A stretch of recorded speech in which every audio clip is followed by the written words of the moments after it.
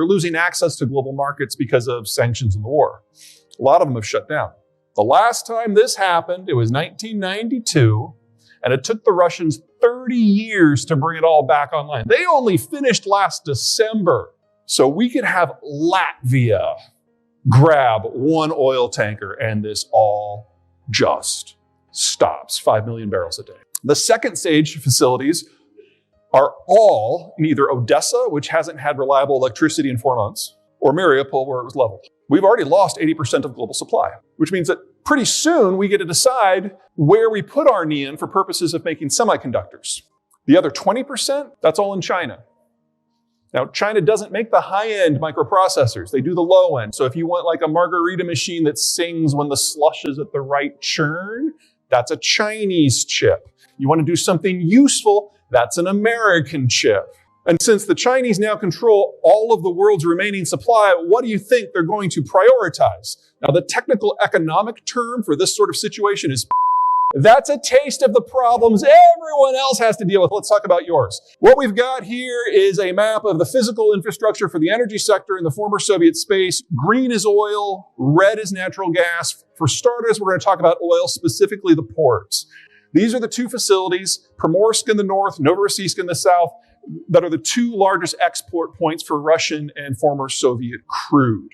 Here's the problem. The southern one is in a war zone. That makes it a little sketchy in terms of insurance. Speaking of insurance, you guys get insurance more than most crowds. You cannot have a ship go in or out of any port or any congested waterway without an insurance policy. The European Union and the United States have made it impossible for Russian chartered ships to get insurance. And as of January of next year, that applies to all Russian cargoes, which means the Russians have to self-insure their own stuff. They don't have the facilities to do that. So if one ship is hijacked, confiscated, violates an OSHA regulation, something, that's 5 million barrels a day that suddenly can't sail. And this is not Texas. This isn't even Alberta. Russian crude comes out of the permafrost. And for those of you who are from the north, not the Texans obviously, you know that in winter, as long as you're moving, you will live. But if you stop, you will freeze to death. Same thing with Russian crude in the permafrost. If the flow stops, the crude turns to gel. The water that comes up as a byproduct freezes in the pipes.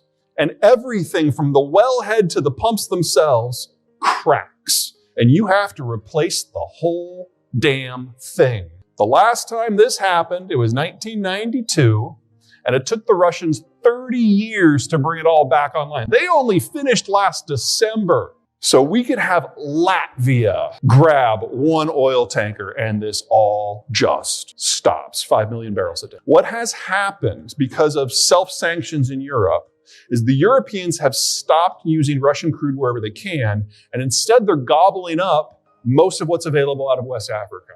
They're taking stuff that used to come for us. It's not a big deal for us anymore. A lot of that is light sweet. We've got plenty of that. What this has done is reordered crude flows around the world.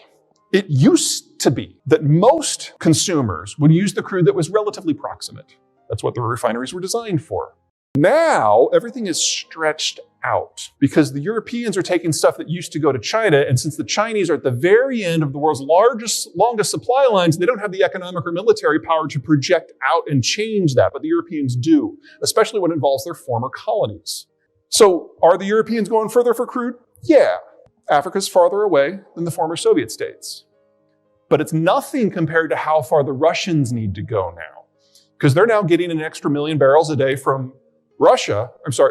It's nothing compared to what the Chinese have to do. They're now getting an extra 1 million barrels a day from the Russians, but that crude has to come out of Novorossiysk and Primorsk, go to a super tanker raft off Portugal to do sea-to-sea transfers to super tankers, and then sail the long way around Africa and Southeast Asia.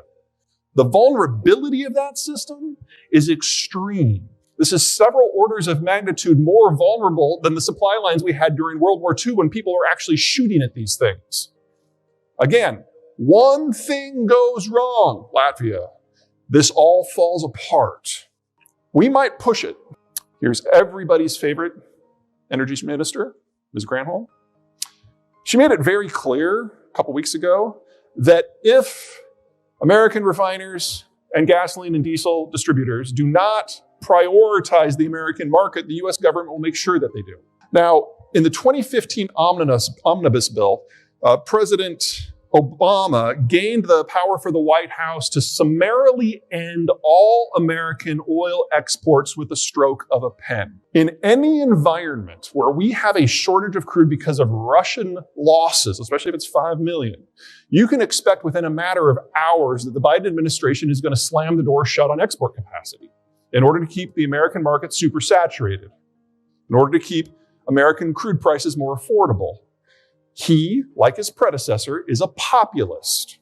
What Granholm said she wanted actually was the refined product. She doesn't have the power to do that. Biden does not have the power to do that. But if you trap the crude in the American market and force it to just go to American refiners, it achieves most of what she's after. Is it a perfect fix? Of course not. And we know for sure that the Biden administration will approach a policy like this with deliberation and consultation, just like they do with everything else. Be ready. It's coming. Now that, of course, is going to trigger a bit of a crude mismatch. Here are all of the world's major crude grades. It's all super light. It's all super sweet. That is what's going to be trapped here. That's Russian Urals. That's what we're going to lose. 5 million days of moderate heavy, moderate sour. Now, for those of you who are in the refining world and are having a heart attack right now, yes, middle distillates are going to be a bit. You are the industry that is going to complain the most and the loudest, and reasonably so. And then you're going to realize that this is not a passing thing, and you simply have to retool and expand your distillation capacity for the crudes you have access to it. Because you're still going to be able to import stuff if you want to, but you have to be able to deal with all this light sweet. So over the course of the next 3 years, you're probably going to increase refining capacity by 2 or 3 million barrels a day. And I know you're like, oh, that's impossible. Think about what the price differential for these crudes is going to be in this environment.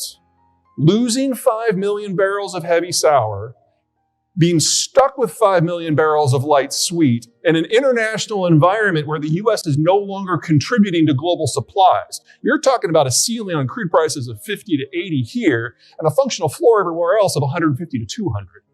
You are going to bitch, you are going to moan, and then you are going to expand, and then you are going to laugh.